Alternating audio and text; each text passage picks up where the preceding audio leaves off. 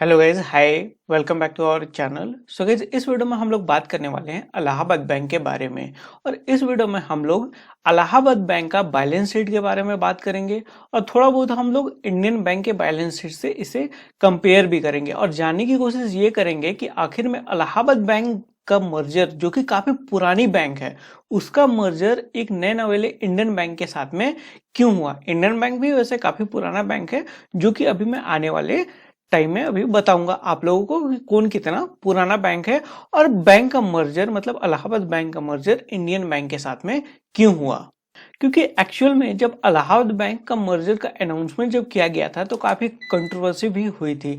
जैसे कि और जो इलाहाबाद बैंक जो है, इसका ना मर्जर अनाउंसमेंट होने से पहले से ही बहुत सारा कंट्रोवर्सी चल रहा था, क्योंकि इलाहाबाद का नाम जो है उसको चेंज करके योगी आदित्यनाथ द्वारा प्रयागराज कर दिया गया था। तो इसके बाद में फिर सवाल ये उठने लगे थे कि क्या इलाहाबाद बैंक जैसे हिस्टोरिक बैंक का नाम चेंज करके इसको प्रयागराज बैंक कर दिया जाएगा।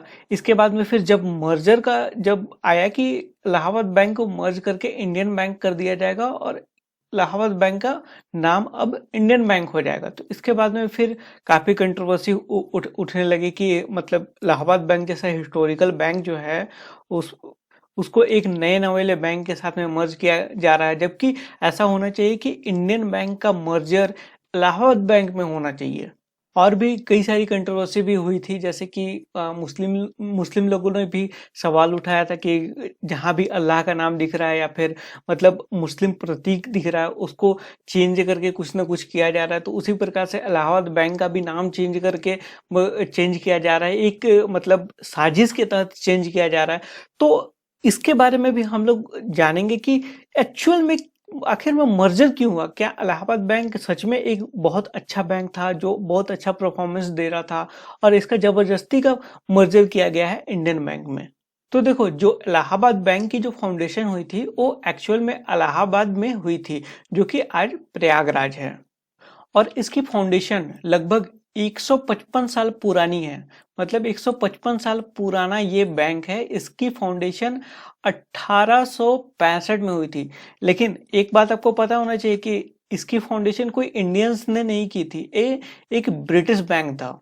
बाद में खैर ये बैंक स्वदेशी मूवमेंट के साथ में जुड़ा, लेकिन इसकी फाउंडेशन यूरोपियन कुछ कंपनीज थे उसके द्वारा ये की गई थी। वैसे कोई इंडिविजुअल नाम कहीं पे दर्ज नहीं है, मैंने काफी छान मारा लेकिन कहीं इंडिविजुअल नाम नहीं मिला कि इसकी फाउंडेशन एक्चुअल में किसने की थी। उसमें कोई भी इंडियन नाम तो मेरे को नहीं मिला।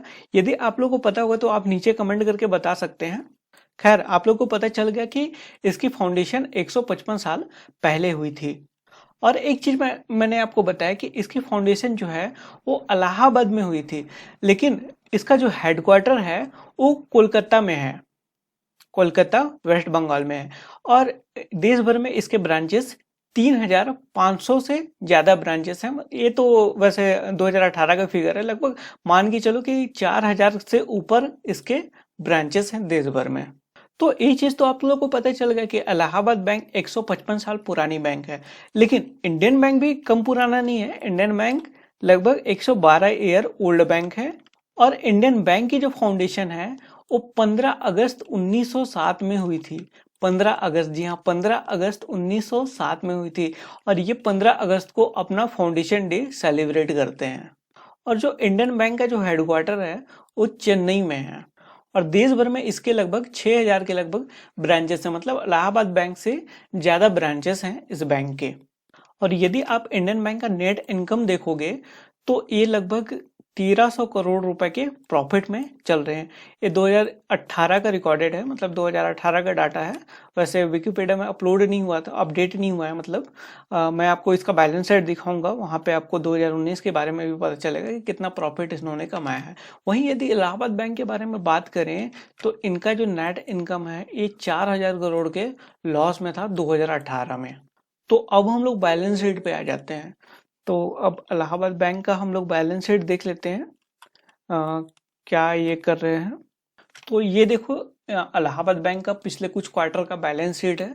जैसे दिसंबर 2019 में इन्होंने लॉस में लगभग 2000 करोड़ रुपए का लॉस उठाया था। इसके बाद में फिर सितंबर 2019 के जो क्वार्टर था उसमें इन्होंने 2144 करोड़ रुपए का लॉस उठाया था।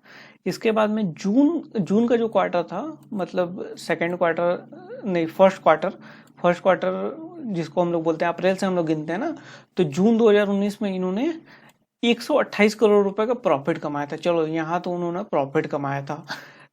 इसके बाद में फिर मार्च 2019 में इन्होंने, मतलब लास्ट क्वार्टर 2018-19 के लास्ट क्वार्टर में इन्होंने 3800 करोड़ रुपए, मतलब लगभग 4000 करोड़ रुपए का इन्होंने लॉस बेयर किया था।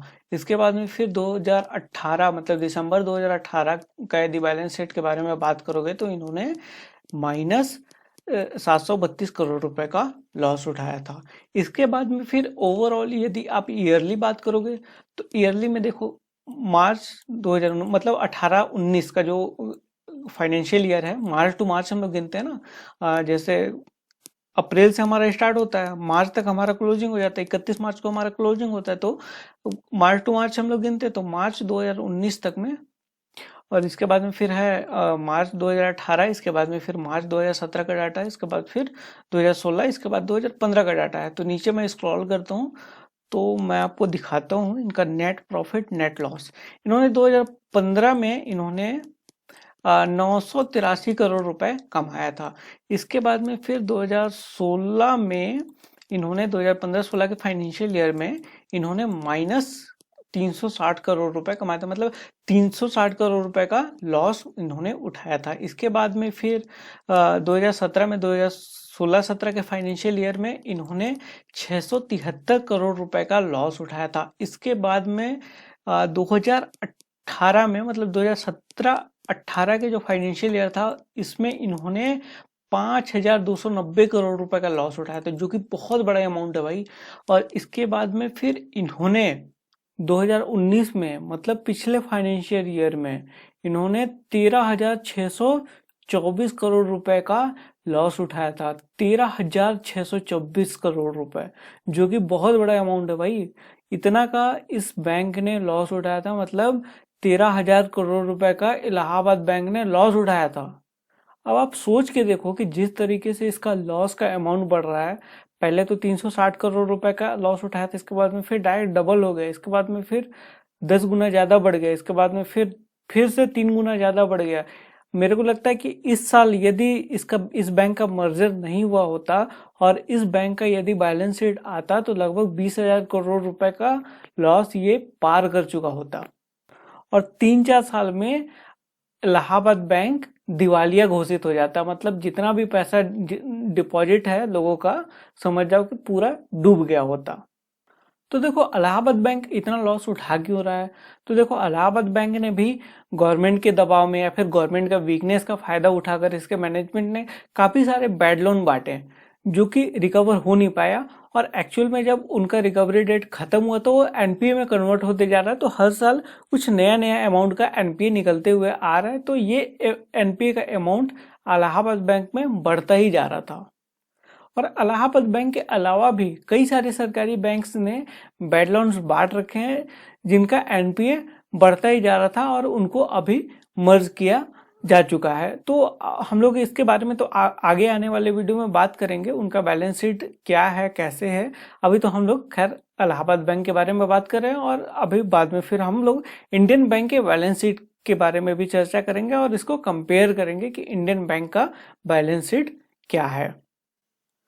तो ये हमारे पास में खुल के आ गया है इंडियन बैंक का ईयरली डाटा। तो देखो ये है मार्च 2019, मतलब 2018-19 का जो फाइनेंशियल ईयर था उसका डाटा है। इसके बाद में फिर 2017-18 का फाइनेंशियल ईयर था, तो यहाँ पे वैसे लिखा हुआ है 2018, तो मतलब 2017-18 का ये फाइनेंशियल ईयर का डाटा है। इसके बाद में फिर 2017 का फाइनेंशियल ईयर का डाटा है, 2016 का फाइनेंशियल ईयर का डाटा है, इसके बाद में फिर 2015 का फाइनेंशियल ईयर का डाटा है। तो नीचे स्क्रॉल करके हम लोग इसका प्रॉफिट एंड लॉस देखते हैं। तो 2015 में इन्होंने 1098 करोड़ रुपए का प्रॉफिट इन्होंने कमाया था। 2016 में इन्होंने 806 करोड़ रुपए का प्रॉफिट कमाया था। 2017 में इन्होंने 1502 करोड़ रुपए का प्रॉफिट कमाया था। 2018 में इन्होंने 1356 करोड़ रुपए का प्रॉफिट कमाया था। इसके बाद में इन्होंने 2019 में इन्होंने 420 करोड़ रुपए का प्रॉफिट कमाया है। मतलब जो इंडियन बैंक है ये पिछले 5 साल से प्रॉफिट में चल रही है। इससे पहले भी ये प्रॉफिट में चल रही है। जैसे 2015 से पहले का यदि मैं आपको डाटा दिखाऊं, जैसे 2014, 13, 12 और 11 का डाटा है हमारे पास में, तो 2011 में इन्होंने 1800 करोड़ रुपए का प्रॉफिट कमाया था। इसके बाद में फिर 2012 में इन्होंने 1835 करोड़ रुपए का प्रॉफिट कमाया था। इसके बाद में फिर ये 2013 में इन्होंने 1600 करोड़ रुपए का प्रॉफिट कमाया। इसके बाद में फिर 2014 में इन्होंने 1200 करोड़ रुपए का प्रॉफिट कमाया। मतलब ये लगभग 10 साल से ये बैंक, जो इंडियन बैंक है, ये प्रॉफिट में चल रही है। और वहीं इलाहाबाद बैंक पिछले 8-10 साल से लॉस में चल रहा है। मतलब इलाहाबाद बैंक अब लॉस में चल रहा है, तो उसका जो लॉस में चल रहा है तो उसको वेयर कौन करेगा? मतलब लॉस को वेयर कौन करेगा? उस लॉस को वेयर हम लोग करेंगे। टैक्स पेयर का पैसा भाई वहां लगेगा ना, गवर्नमेंट तो वहां पे टैक्स पेयर का पैसा से भरपाई करेगी। तो इसीलिए अल्टीमेटली इस बैंक का मर्जर इंडियन बैंक के साथ में कर दिया गया, ताकि इंडियन बैंक का जो मैनेजमेंट है वो इलाहाबाद बैंक को देखे और उसको रन करे। कहाँ पे मतलब फॉल्ट आ रहा है उसको रिसॉल्व करे और एक अपने साथ में मिलाकर एक उसको प्रॉफिटेबल बैंक बनाए। और एक चीज जान लेना कि अभी आने वाले 3-4 साल तक इंडियन बैंक भी लॉस में जाएगी। क्यों लॉस में जाएगी? क्योंकि इलाहाबाद बैंक काफी टाइम से लॉस में चला था। तो इलाहाबाद बैंक के कारण इंडियन बैंक लॉस में जा सकती है। इसके भी चांसेस बहुत कम है, क्योंकि हाल में ही आपको पता होगा कि बैंक ऑफ बड़ौदा के साथ में विजया बैंक और देना बैंक का मर्जर हुआ था। तो देना बैंक की स्थिति काफी खराब थी, जबकि विजया बैंक का स्थिति ठीक थी, प्रॉफिटेबल बैंक था और लगभग थोड़ा बहुत प्रॉफिट एंड लॉस के लगभग बैंक ऑफ बड़ौदा में चल रहा था। मतलब बैंक ऑफ बड़ौदा समझ जाओ कि उतना भी ज्यादा परफॉर्म नहीं कर रहा था जिस टाइप से विजया बैंक परफॉर्म कर रही थी, लेकिन फिर भी बैंक ऑफ बड़ौदा बड़ा बैंक था। खैर, जब बैंक मर्जर के बाद में 1 साल तक तो इन्होंने लॉस में गया, इसके बाद में फिर इन्होंने लगातार प्रॉफिट करना चालू कर दिया। तो उसी तरीके से इंडियन बैंक के साथ में भी हो सकता है कि कुछ साल तक ये लॉस में जाए, इसके बाद में फिर प्रॉफिट गेन करना स्टार्ट कर दे।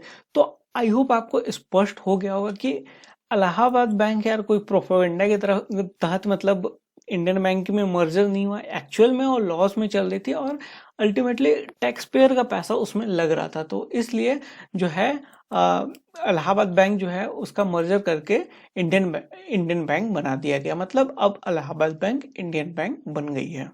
सो गाइस, इस वीडियो में बस इतना ही। मैं मिलता हूँ आपको अगली वीडियो में। अगली वीडियो में हम लोग किसी और बैंक का एनालिसिस करेंगे। एनालिसिस इसलिए भी जरूरी है ताकि आपको बैंक का औकात पता चल सके और आपको, आप जैसे इन्वेस्टमेंट भी करना चाहते हैं बैंक में तो आप आराम से इन्वेस्टमेंट कर पाएं, और साथ में यदि आपको अकाउंट खुलवाना है तो आपको पता चल सके कि आखिर में बैंक का औकात क्या है, मतलब इसका फ्यूचर क्या है।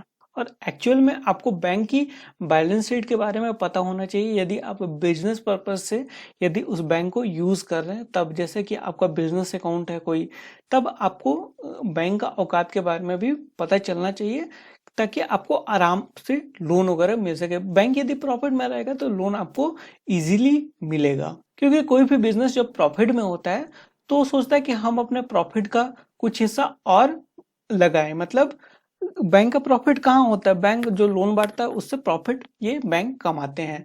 तो बैंक को जब प्रॉफिट होगा तो बैंक और ज्यादा लोन बांटेगा। तो गाइस, वीडियो पसंद आएगा तो वीडियो को लाइक कर दीजिएगा, वीडियो को शेयर कर दीजिएगा, चैनल को सब्सक्राइब कर लीजिएगा। मैं मिलता हूँ आपको अगली वीडियो।